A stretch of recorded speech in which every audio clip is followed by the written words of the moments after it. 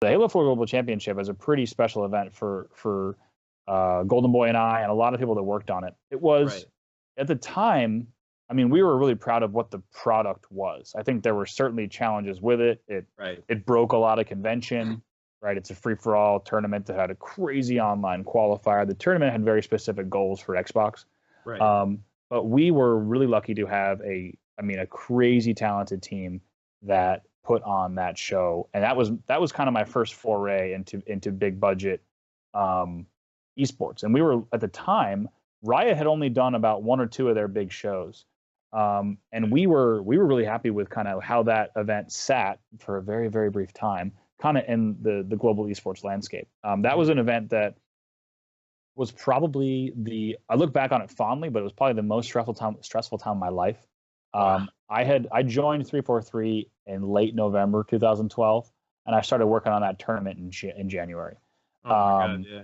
And yeah, there wasn't a big team that worked on the development of that tournament. I remember just grinding. So I remember the exact soundtrack that I was listening to on Spotify, the exact playlist, like for months and months, getting this tournament ready. And I remember the online component of the Halo 4 Global Championship was the easiest way to say it is it was complicated and not ideal, but it served its purpose. So you played online, and to allow for like disconnects and like wonkiness, there was a few games you could lose that would get killed off so we'd shave like the worst stats from your record. So that would say give you 3 disconnects a week or something like that.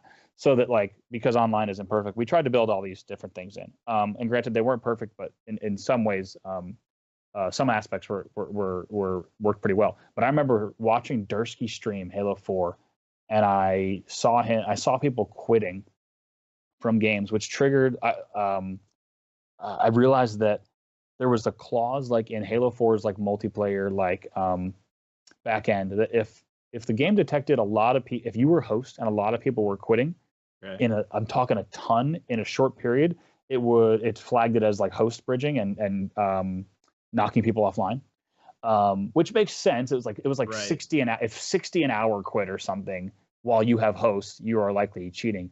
But because a tournament like the Halo 4 Global Championship creates non-normal player behavior, I realized in my head that he was going to get like knocked off. He was going to get banned from like matchmaking because he was going to hit a flag. So I remember like sending some emails and making some phone calls like 3 a.m. because I was pretty sure it was going to happen.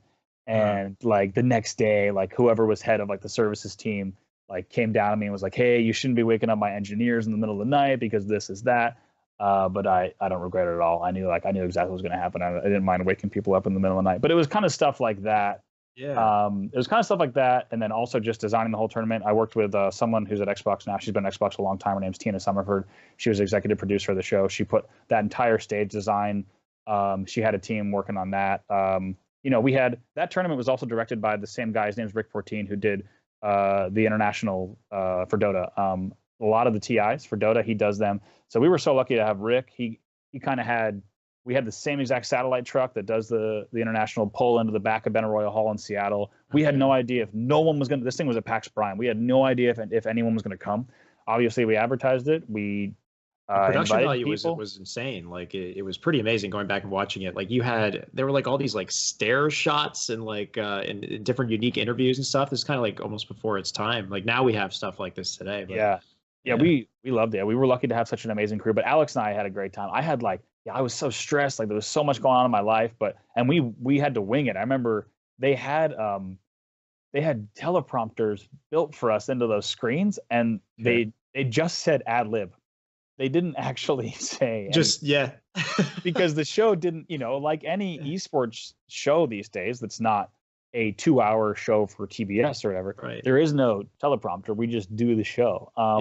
So Alex, it was pretty nerve-wracking, but Alex and I look back on that show really fondly. I mean, obviously it was pretty amazing to also have, an Ace and Pistola final, the fact that it went down to Mexico wins, the whole thing.